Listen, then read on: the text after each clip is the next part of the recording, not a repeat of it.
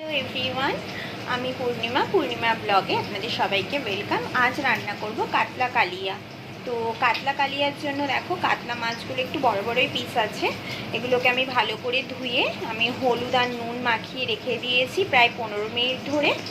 এবার কড়াইয়ের মধ্যে আমি মাছগুলোকে আস্তে আস্তে সবকটা মাছ ভেজে নেব। মাছ আমার প্রত্যেকটা ভালো কড়া করে আমি ভেজে রেখেছি। এরপর আমি কড়াইতে একটু আলু দিয়েছি। আলুটা অপশনাল, তোমাদের যদি ভালো লাগে তবে দেবে, না তো দেবে না। আমি আলু দিয়ে করবো, তার জন্য আমি আলু দিয়েছি। তো আলুটাও ভাজা হয়ে গেছে। এবার আমি আলুটাকে এটা তুলে নেব। মাছটা ভাজা হতে হতে আমি একটা মশলা বানিয়ে রেখে দিয়েছি। এর মধ্যে দিয়েছি জিরের গুঁড়ো, ধনের গুঁড়ো, হলুদ গুঁড়ো, লঙ্কা গুঁড়ো আর একটুখানি কাশ্মীরি লঙ্কার গুঁড়ো দিয়েছি। আর এর মধ্যে দিয়েছি একটু টমেটোর পিউরি। একসাথে করে আমি রেখে দিয়েছি। আমি কড়াইতে আর কোনো তেল ব্যবহার করব না, এখানে যথেষ্ট তেল আছে। এখানে একটা তেজপাতা আর একটু গোটা গরম মশলা ফোড়নে দিয়ে দেবো। দেখো ফোড়নে আমি দিয়ে দিয়েছি। এবার আমি এখানে পেঁয়াজের পেস্ট করে রেখেছি, পেস্টটা আমি এবার ওর মধ্যে ঢেলে দেবো। এখানে আমি পেঁয়াজ আর আদা রসুন একসাথে পেস্ট করে রেখেছিলাম, এটা আমি দিয়ে দিলাম। ভালো করে একটু কাঁচা গন্ধটা যাওয়া অবধি একটু নাড়িয়ে নেব।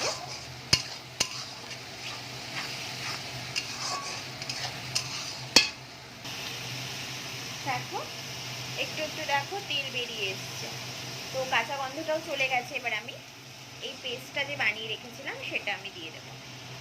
আমি এখানে সামান্য চিনি আর স্বাদ মতো নুন ব্যবহার করেছি। ভালো করে কষিয়ে নেব।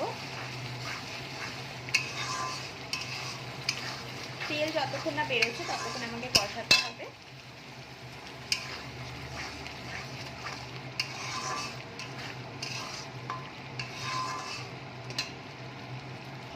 আমি আলুটা এর মধ্যে অ্যাড করে দিয়েছি। দেখো তেল বেরিয়ে এসেছে।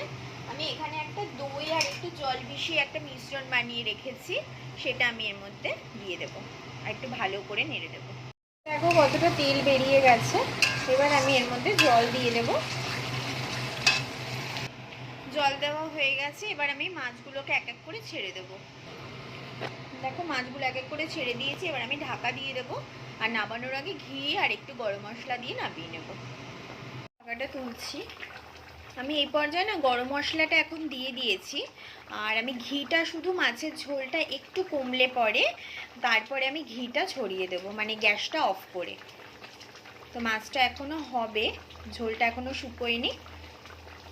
কালিয়া রেডি। আমি ঘি দিয়ে দিয়েছি, এই রকম হয়েছে কালিয়াটা। তো যদি তোমাদের ভিডিওটা ভালো লেগে থাকে please like comment share and subscribe করতে ভুলো না। আবার নতুন ভিডিওর সাথে দেখা হবে, ততক্ষণের জন্য টাটা।